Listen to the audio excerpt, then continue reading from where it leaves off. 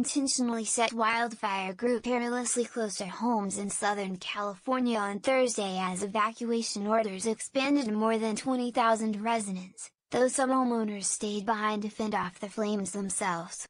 Firefighters fought a desperate battle to stop the holy fire from reaching homes as the blaze surged through the Cleveland National Forest above the city of Lake Elsinore and its surrounding communities.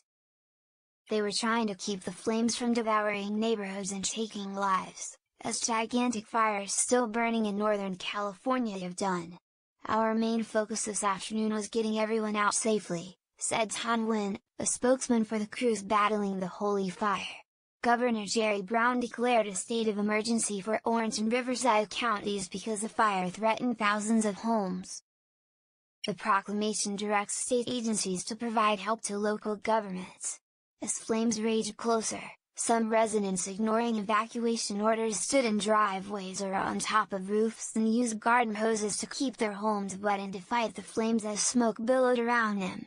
Joe Rodriguez was using a power washer to wet down his patio in the McVicker Canyon Park neighborhood on Thursday morning. Although the neighborhood is under an evacuation order, the 38-year-old Rodriguez told the San Bernardino Sun that he decided to stay to help save his home. "Until this thing is barking at my door, I'm going to stick with it," he said. He said a line of fire retardant dropped on the hill above his house has so far checked the fire's advance, along with helicopter water drops. Rodriguez, his wife and 2 daughters evacuated. Lake Elsinore Mayor Natasha Johnson and her family were among the families evacuating Thursday, Councilman Bob McGee said at a community meeting about the fire. Earlier in the day, Johnson told residents in a video posted on Twitter to stay vigilant and listen to evacuation orders. "Stay safe," she said as smoke billowed behind her. "God bless." McGee told residents at the community meeting to follow the mayor's example and listen to evacuation warnings and orders. "I also want to remind you not to panic," he said. "We are in great hands, the best in the world. Pray for our town. Pray for our people," he said. Fire crews worked in 100+°, 38°C, heat. Aircraft dumped bright pink lines of fire retardant to wall off the fire from homes. The 16 square mile, 41 square kilometer, blaze was only 5% contained.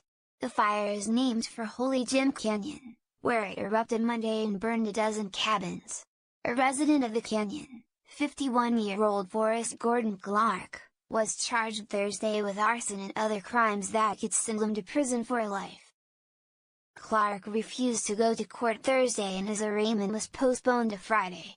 It's unclear whether he has an attorney. Winds gusting to nearly 20 miles per hour, 32 kilometers per hour, at times drove the fire through dense chaparral on the foothill slopes and along ridgetops, sending up an enormous column of smoke that smeared the sky for miles around. The fire threatened communities near the inland resort of Lake Elsinore in Riverside County, about 70 miles, 113 kilometers, southwest of Los Angeles. Hot temperatures, erratic and gusty winds, and tender dry vegetation are the same conditions that caused wildfires in Northern California to explode into deadly conflagrations in the space of 2 weeks. North of San Francisco, fire crews continued progress in corralling the twin fires known as the Mendocino Complex.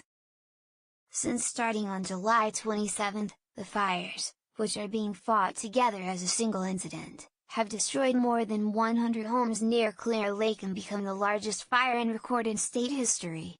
The area burned by the blaze is now larger than the cities of Los Angeles. The fires were 51% contained. In the Redding area, the year's deadliest fire was nearly half surrounded and was burning into remote and rugged forest land, but grass, brush and trees there so dry from years of drought and recent heat that the potential remained for the fire to grow, state fire officials said. The Carr Fire, as it's called, killed 6 people, including 2 firefighters, and burned more than 1,000 homes. 2 other people, a state fire heavy equipment mechanic assigned to the fire and a utility worker trying to restore power near the fire, have died in car accidents,